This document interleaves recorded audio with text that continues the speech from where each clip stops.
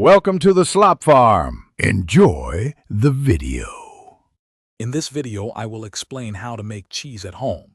Making your own cheese is a rewarding and surprisingly simple process that anyone can master.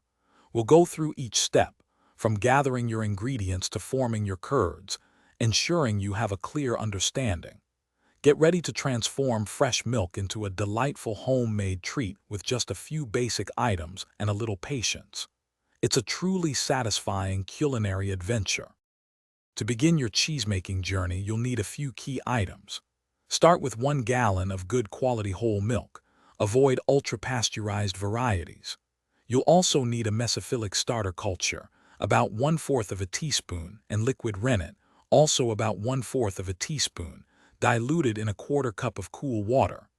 Essential equipment includes a large stainless steel pot, a reliable thermometer, and a piece of food-grade cheesecloth. The first step is to gently heat your milk. Pour 1 gallon of fresh milk into your large pot and slowly warm it to exactly 90 degrees Fahrenheit. Once it reaches this temperature, remove it from the heat. Now, sprinkle 1/4 teaspoon of your mesophilic starter culture over the milk's surface and let it rehydrate for a minute before stirring it in thoroughly.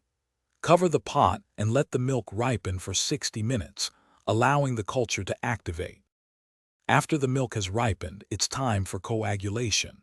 Gently pour in your diluted 1/4 teaspoon of liquid rennet. Stir very slowly for about 30 seconds, then stop all movement in the pot. Cover it again and let the milk sit undisturbed for approximately 45 minutes, or until a firm curd has formed. You'll know it's ready when it breaks cleanly. Finally, use a long knife to carefully cut the firm curd into 1/2-inch cubes. Thanks for watching. Consider subscribing if we helped you today.